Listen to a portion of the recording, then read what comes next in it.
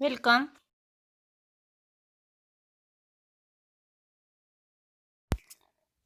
Good morning, student. So today we learn writing skill, note making. What is mean by note making?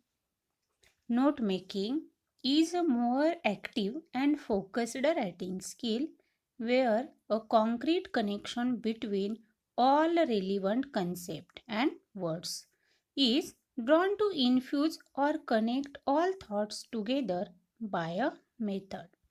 Note making means काय तर या ठिकाणी actively and focused असं हे writing skill आहे की ज्या गोष्टी आपल्याला पटकन निदर्शनास आणून दिल्या जातात and concentrate connection between all relevant concept आणि महत्त्वाच्या गोष्टींवरच त्या ठिकाणी लक्ष केंद्रित केलं जातं. To infuse connect all those together by the method.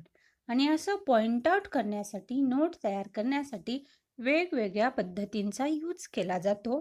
त्यामध्ये ट्री डायग्राम असेल, सिंपल नोट असेल, टेबल असेल, ग्राफ, पाय चार्ट यासारख्या गोष्टींचा यूज केला जातो. So, note making is a way of recording important details from a source. This source can be any book, article, meeting, or any oral discussion. In note making, the writer records the essence of the information. It helps us to understand and clarify thinking. Note making saves a lot of time by going through the notes made. One can get a glimpse of a lot of information from a short note. काय सांगितलेलं आहे, note मेकिंगमुळं आपलं सगळ्यात important असणारी गोष्ट means our time. या ठिकाणी आपल्याला सेव्ह टाईम करता येतो, वेळेची बचत होते आणि जे काही महत्त्वाचे इलेमेंट आहेत, जे घटक आहेत ते पटकन आपल्याला निदर्शनास आणून देता येतात. There is a recording important details from the source. आणि महत्त्वाचं रेकॉर्ड जे आहे ते रेकॉर्डिंग करून ठेवण्यासाठी ही सगळ्यात महत्त्वाची अशी सिस्टम आहे. In note making the writer records to essence of information. आणि रायटरला आवश्यक असलेली माहिती तो आपल्या पद्धतीने व्यवस्थितपणे रेकॉर्ड करू शकतो. It helps to understand the clarify of a thinking. आणि जे काही घटक आहेत ते पटकन आपल्याला समजण्यास, आपल्या विचारात घेण्यास मदत होत असते. Save a lot of time by going through the notes made. ही नोट तयार करण्यासाठी जो लागणारा वेळ आहे तो वेळ आपण या ठिकाणी सेव्ह करू शकतो. One gets glimpse of a lot of information from a short note. आणि जास्तीत जास्त माहिती ही कमीत कमी पॉईंटमध्ये आपल्याला रेकॉर्ड करून ठेवता येते. Then how to make note making. There is given नाव note making format. All of you given in our question paper, there is given now one passage and you give suggestions. First, read the passage carefully and complete the activity. Then first, note making format. Note making तयार करत असताना सगळ्यात महत्त्वाची गोष्ट म्हणजे दिलेला paragraph आपल्याला read and रीरीड करावा लागतो, अंडरस्टँड करून घ्यावा लागतो. Then heading. तो पॅरेग्राफ अंडरस्टँड झाल्यानंतर नोट मेकिंगला पहिली गोष्ट म्हणजे हेडिंग, टायटल, जे मेन घटक त्यामध्ये आलेला आहे, कोणत्या गोष्टीवर हा पॅरेग्राफ आधारित आहे त्याचं हेडिंग आपल्याला द्यावं लागतं. Heading it shows the title or the heading of a note. आणि त्याच नोटचं ते टायटल असतं, हेडिंग असतं. Sub heading. Then as the name suggest, a sub heading is a sub division of the main topic. One can use as many subheading as he or she wants.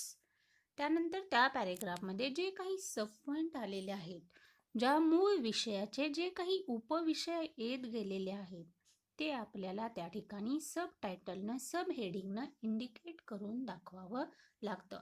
मग त्यासाठी आपल्याला tree डायग्रामचा use करावा लागतो. जर point simple point note आली असेल तर त्या पद्धतीची नोट आपल्याला कंप्लीट करावी लागते. टॅब्युलर डायग्राम आली असेल तर त्या ठिकाणी टॅब्युलर डायग्राममध्ये आपल्याला त्या सगळ्या ॲक्टिव्हिटी सॉल्व करून ह्या दाखवाव्या लागतात.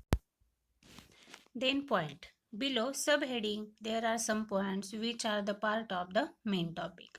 त्यानंतर जे काही सब पॉईंट दिलेले असतात, सब हेडिंग आलेले असतात, त्यांचे सुद्धा काही आपल्याला पॉईंट हे त्या ठिकाणी इंडिकेट करावे लागतात. इन द गिवन पॅसेज, जर दिलेल्या पॅसेजमध्ये तसे जर पॉईंट आलेले असतील, तशी जर इन्फॉर्मेशन आलेली असेल, तर आपल्याला त्या ठिकाणी ती इंडिकेट करून दाखवावी लागते. देन की ऑर कीवर्ड्स.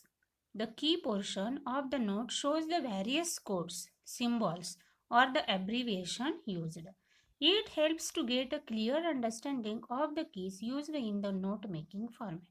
त्याचप्रमाणे आपल्याला जर जास्तीत जास्त इन्फॉर्मेशन इंडिकेट करण्यासाठी दिलेल्या पॅसेजमध्ये तशी प्रोव्हाइड इन्फॉर्मेशन आलेली असेल, तर ती आपण की ऑर कीवर्ड्सच्या सहाय्याने इंडिकेट करू शकतो की जास्तीत जास्त माहिती आपल्याला कमीत कमी नोटमध्ये देता येते. Then how to make a note making. The procedure of note making is first, read the passage provided.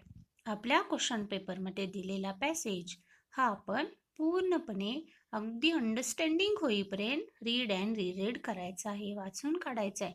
त्यातला कोअर कंटेंट काय आहे, कोणता सब्जेक्ट या ठिकाणी एक्सप्लेन केलेला आहे हे समजून घ्या. Underline the important sentences.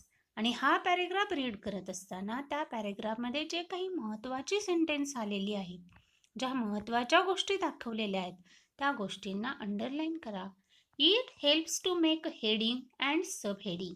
की जी काही महत्त्वाच्या गोष्टींना तुम्ही अंडरलाईन करणार आहात, तो पॅरेग्राफ वाचल्यानंतर त्यामध्ये आलेला महत्त्वाचा विषय तुम्हाला समजल्यानंतर तर त्या लाईन केलेले वर्ड्स जे आहेत, अंडरलाईन केलेले जे वर्ड्स आहेत, तुम्ही पॉइंट आउट केलेले जे काही सेंटेन्स आहेत, त्याची मदत तुम्हाला हेडिंग आणि सब हेडिंगसाठी होणार आहे. Make a rough note first so as to get an idea. आणि या पूर्ण पॅसेजची कन्सेप्ट आयडिया येईपर्यंत तुम्ही एक छोटीशी रफ नोट तयार करा की ही नोट कशी आहे, कोणकोणते पॉईंट आपल्याला येऊ शकतात, यातले मेन पॉईंट कोणते आहेत, त्या प्रत्येक मेन पॉईंटचा सब पॉईंट कोणता आलेला आहे, सब पॉईंटचे परत कोणते पॉईंट आलेले आहेत, हे तुम्हाला त्या ठिकाणी क्लिअर करता येईल. त्यासाठी अगोदर रफ नोट तयार करा. Organise them in a logical order or sequence for the final note. म्हणजे फायनल नोट तयार करण्यापूर्वीच तुम्ही दिलेल्या रफ नोटमधला लॉजिकल सिक्वेन्स लावून घ्या की ही योग्य पद्धतीनं हा आपला सगळा सिक्वेन्स आलेला आहे का, योग्य पद्धतीनंच पॅरेग्राफची मांडणी आपण नोट तयार केलेली आहे का, हे त्या ठिकाणी बघा. Use the appropriate note making format. आणि त्यानंतरच मग योग्य त्या फॉर्मॅटमध्ये ही नोट मेकिंग तयार करा. की क्वेश्चन पेपरमध्ये आपल्याला कोणती नोट सांगितलेली आहे, सिंपल नोट आलेली आहे, टॅब्युलर आलेली आहे का, ट्री डायग्राम आलेली आहे, त्यामध्ये ही काढलेल्या नोट्स तुम्ही काढलेली नोट कन्वर्ट करा, व्यवस्थितपणे त्या ठिकाणी पॉईंट घाला.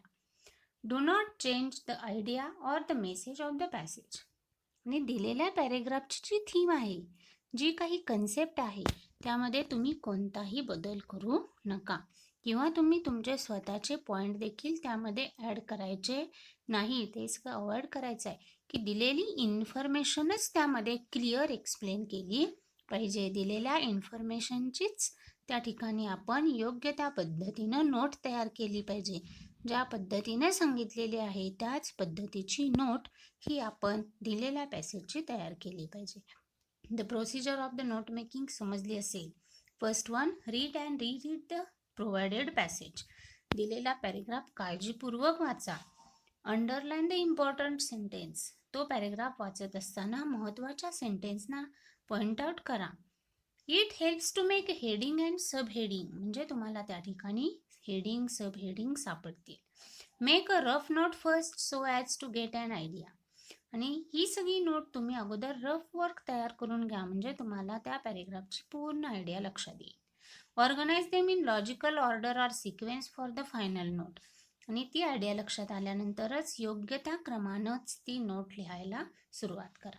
Use the appropriate note making format.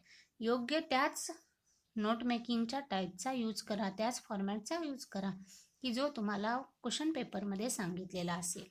Do not change the idea or the message of the passage. दिलेल्या पॅरेग्राफची कोणतीही थीम, कोणताही कोअर कंटेंट तुम्ही बदलू नका.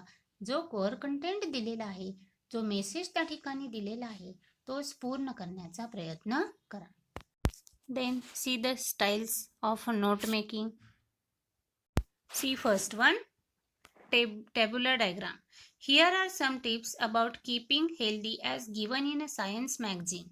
Read and write in the forms of do's and don'ts table. There is given now one small passage. You must have include vegetables and fruits in your diet and drink a lot of water. You should avoid junk food and aerated water. You should students sit for long periods of time. Rather, you should exercise regularly. You shouldn't ignore the importance of good breathing habits. Try breathing deeply whenever you think of it. See to it that you sleep for at least 7 hours a day. In fact, you should avoid irregular timing. There is given now one passage. आपल्याला या ठिकाणी हा paragraph दिलेला आहे आणि त्याचा आपल्याला table तयार करायला सांगितलेला आहे की डूज अँड डोंट्स, की कोणत्या गोष्टी तुमच्या आरोग्यासाठी चांगल्या आहेत आणि कोणत्या घातक आहेत, कोणत्या गोष्टी करा आणि कोणत्या गोष्टी करू नका. यासाठी आपल्याला दिलेली इन्फॉर्मेशन ही टेबलमध्ये कन्वर्ट करायची आहे. त्या पद्धतीची आपल्याला नोट मेकिंग तयार करायची आहे.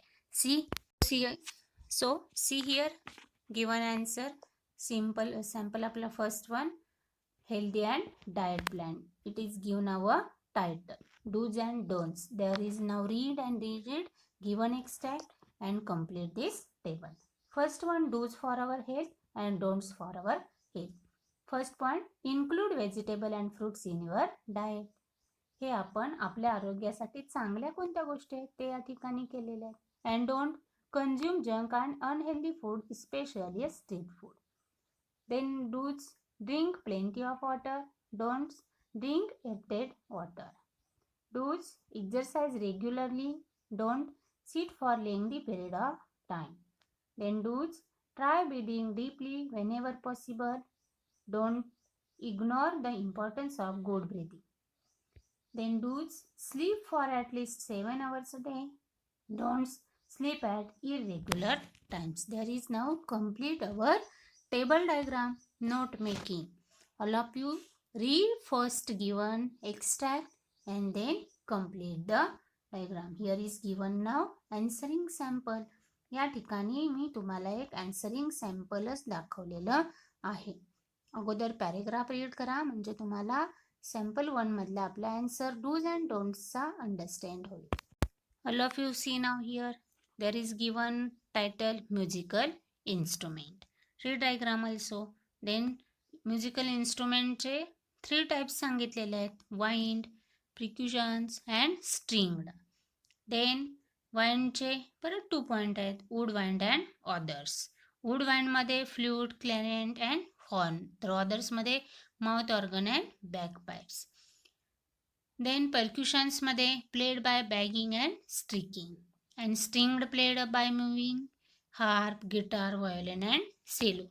या पद्धतीनं आपल्याला त्या पॅरेग्राफमध्ये जी काही माहिती आलेली आहे इन्स्ट्रुमेंटबद्दलची ती या ठिकाणी ट्री डायग्रामच्या साहाय्यानं दाखवता येते आणि या पद्धतीनंच आपल्याला दिलेल्या पॅरेग्राफची ट्री डायग्राम तयार करावी लागते.